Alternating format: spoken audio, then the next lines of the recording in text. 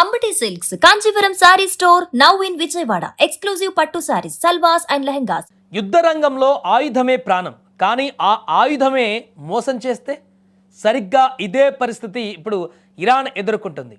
అత్యాధునిక టెక్నాలజీ అంటూ చైనా ఊతరగొట్టిన రక్షణ వ్యవస్థలు తీరా సమయం వచ్చేసరికి చేతులెత్తేయడంతో ఇరాన్ దిక్కు తోచని స్థితిలో పడింది. శత్రువుల దాడుల నుంచి దేశాన్ని కాపాడుతుందని కోట్లు కుమ్మరించి కొనుగోలు చేసిన చైనా డిజైన్డ్ ఆయుధాలు కేవలం షో పీసులుగా మిగిలిపోయాయి.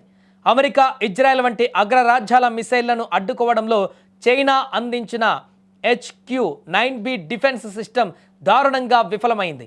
అసలు శత్రువుల క్షిపణులు వస్తున్నాయన్న విషయాన్ని కూడా ఈ సిస్టమ్ గుర్తించలేకపోయిందంటే డ్రాగన్ దేశం ఎంతటి నాణ్యత లేని వస్తువులను ప్రపంచానికి అమ్ముతుందో ఇట్టే అర్థం చేసుకోవచ్చు. నిజానికి ఇలా మోసపోవడం ఇరాన్కు కొత్తమీ కావచ్చు, కానీ చరిత్ర చూస్తే చైనాను నమ్ముకున్న ప్రతి దేశం ఇదే బాటలో నడిచింది. గతంలో పాకిస్తాన్ సైతం చైనా ఆయుధాలను నమ్ముకొని భారీ మూల్యం చెల్లించుకుంది. ఆపరేషన్ సింధూర్ సమయంలో పాక్ సైన్యం చైనా టెక్నాలజీ పైన పెట్టుకున్న నమ్మకం కాస్త తుస్సుమంది.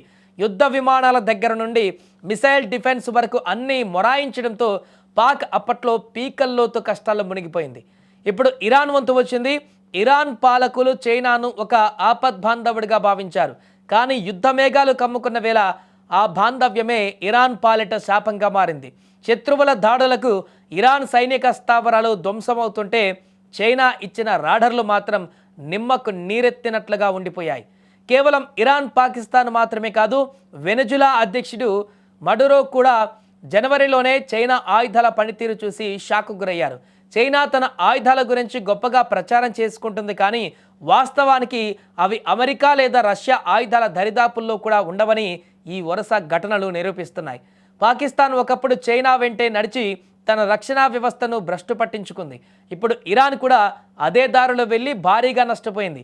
ఈ దేశాల దుస్థితి చూస్తుంటే నిజంగా జాలి వేస్తుంది. ఒకవైపు శత్రువుల ముప్పు, మరొక వైపు పనిచేయని ఆయుధాలు. ఈ రెండింటి మధ్య ఇరాన్ నలిగిపోతుంది. చౌకగా వస్తాయని లేదా అగ్రరాజ్యాలకు వ్యతిరేకంగా అండగా ఉంటాయని చైనాను నమ్ముకుంటే ఆ డ్రాగన్ చివరకు గోతిలో పడేస్తుందని ఇరాన్ ఇప్పుడు ఆలస్యంగా గ్రహించింది. మొత్తానికి చైనా ఆయుధాలు అంటే కేవలం రంగుల హంగులే తప్ప అసలైన యుద్ధంలో అవి వెన్నుముక లేని కర్రలని తేలిపోయింది. ఇరాన్ ఎదుర్కొన్న ఈ పరాభవం ప్రపంచ దేశాలకు ఒక గుణపాఠం. ఆయుధాల విషయంలో నాణ్యత కంటే రాజకీయాలకు ప్రాధాన్యత ఇస్తే ఎలాంటి పరిణామాలు ఉంటాయో ఇరాన్, పాకిస్తాన్ ఉదాహరణలు ఇప్పుడు స్పష్టం చేస్తున్నాయి. చైనా తన మార్కెట్ పెంచుకోవడానికి చేసే ప్రచారానికి బలైపోయిన ఇరాన్ ఇప్పుడు శత్రువుల దాడుల ధాటికి చెల్లాచెదరైపోతుంది. నమ్మిన బంటు మోసం చేస్తే ఎలా ఉంటుందో చైనా ఆయుధాలను నమ్ముకున్న ఇరాన్ పరిస్థితి ఇప్పుడు అలాగే తయారైంది.